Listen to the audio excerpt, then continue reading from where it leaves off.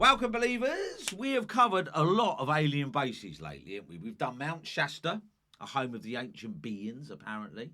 We've done Dulce, the underground alien base, and the story of Phil Schneider. Check that out. I've done that. We've done Malibu, the underwater base, and I generally do think that is an underwater base. And we've done Mount Hayes in Alaska, of course, in the Alaska Triangle.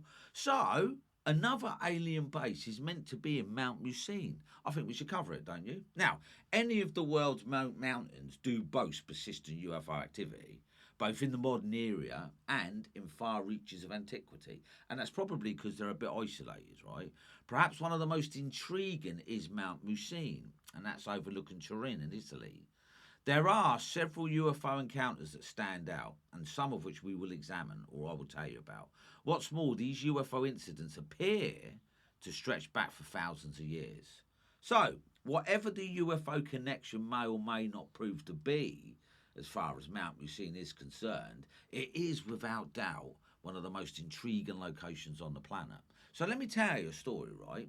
Now, perhaps the well known of the UFO sightings from the modern era is one that took place on the afternoon of the 8th of December 1978. So, two friends were hiking on the slope of Mount Musine when a severely blinding light appeared out of nowhere. Now, this bizarre flash would seemingly knock each of them unconscious. So, when one of the hikers came to, he discovered that their friend had disappeared. The now panicked hiker would quickly gather other hikers so they could assist in the search for his friend. And after several hours of searching, they did find him. But he was seemingly in shock and had a severe burn to his leg. What's weird, isn't it, right? So when he finally did come to his senses, he had a bizarre tale to tell. So he would claim that a large ship had appeared overhead, out of which four extraterrestrials descended. So the hiker would suddenly find himself paralysed and rising from the ground. He was heading towards a hovering craft, but sadly his memory of the incident would stop at that point. He just can't remember anything else. But several months following the event, both the hikers would suffer from a sudden onset of aggressive conjunctivitis, and UFO researchers would suggest that this was caused by the exposure to the bizarre light. And that kind of makes sense, doesn't it, really? I think that makes sense.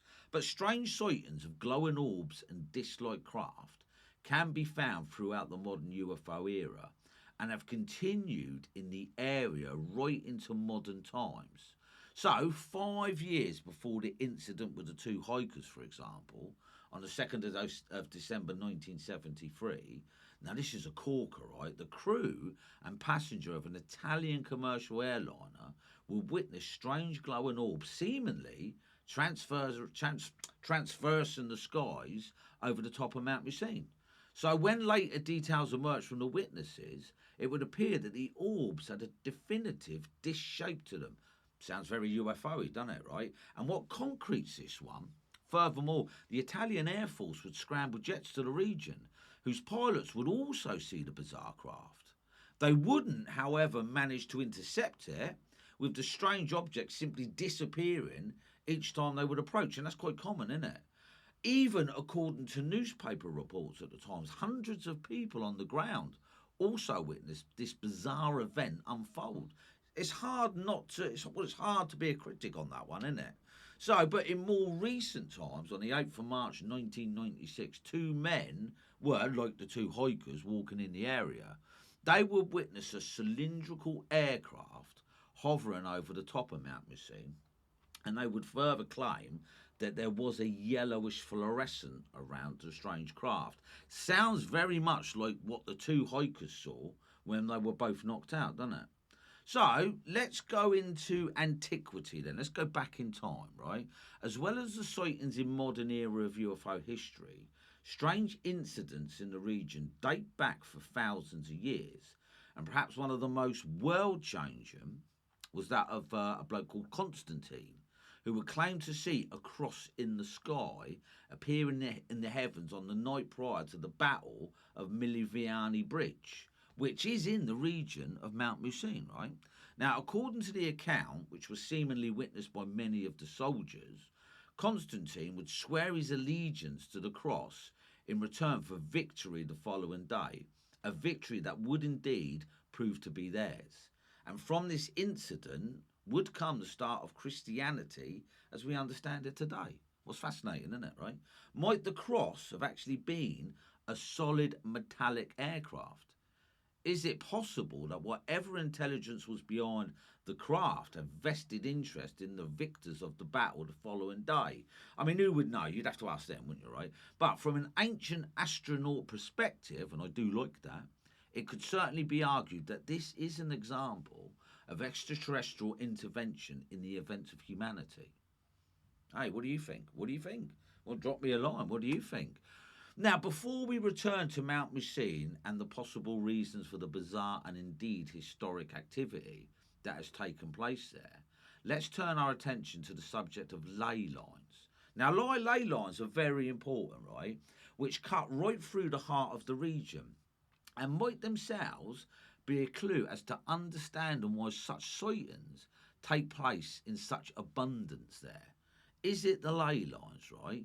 The importance of understanding ley lines. Now, according to some researchers, there is a perfectly clear reason for the strange UFO activity in the region, the presence of ley lines.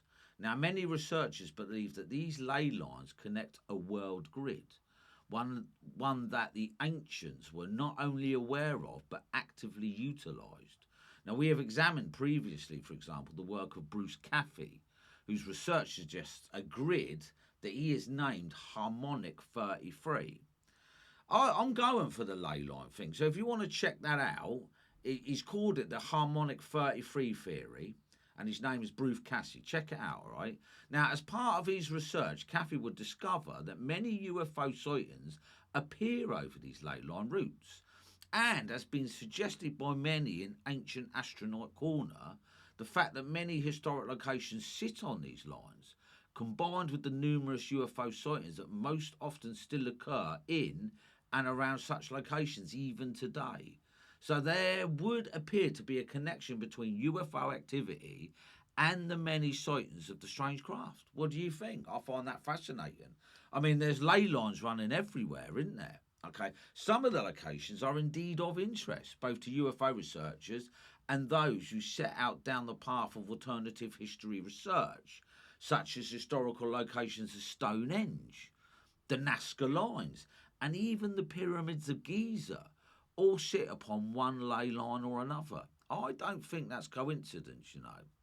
That such a thing could be pure coincidence is surely beyond the realm of possibility. It would very much appear, whether extraterrestrial or indigenous, that a highly advanced civilization once existed on Earth. Mate, I'm a massive fan of that. And what's more, they were able, it would appear, to harness the energy of this planet for their own ends. We are thick in comparison, aren't we? We have got a long way to go as humanity stands right now. I genuinely believe there was an ancient civilization, and I do genuinely believe they used those ley lines as a sort of like a power conduit. Mount Musine really be of great importance in not only understanding our modern world, but that of the past. I think so, right? Might the apparent ley lines that cut through the region and connect other locations of historic importance, stretching from Israel to Ireland, also be important? Of course they are, of course. I reckon they are, personally. So what do you think? What do you think, believers? What do you think of Mount Musine? I am going to say that it's definitely an alien base. It's definitely an alien base. And I also believe as well that the UFOs follow those ley lines. So ancient civilizations will go back 10, 15, 20, I don't know how many thousand of years you want to go back, right? They knew a lot more than we do. The scary thing you asked yourself, really, is what happened to them? Where'd they go? Do you know what I mean? Was there an apocalyptic event that just wiped everything out, and the only evidence left is stone, like Puma Punka, you know, the pyramids in Giza, you know, stone stuff that doesn't deteriorate over time. They reckon that if there was an apocalypse now, most of the evidence of us, like our brick buildings, you know, our cars, they'd be gone within 1,000 years. They'd be rotted and disappeared. So, what do you reckon? Drop me a line. Tell me what you think. Well, this was the Tinfoil Hat Fan Club. Really appreciate you sticking till the end. I really appreciate it. Please like, subscribe, and ding that notification bell if you can. And also follow me on YouTube. That would be great because I am going to go live again. I do apologise for last night's shenanigans. You know, I tried to go live, didn't really know how to do it, and it turned out disastrous. Doesn't help as well that there was also a party going on. So that was silly, wasn't it, right? But I am going to do it in a much darker area. So I'm going to jump in my van. I'm going to go to somewhere isolated so we can see some beautiful stars, and I'll do another UFO watch, all right? So stick around and wait for me to go live again. Okay, I'll catch you on the next one. Thank you.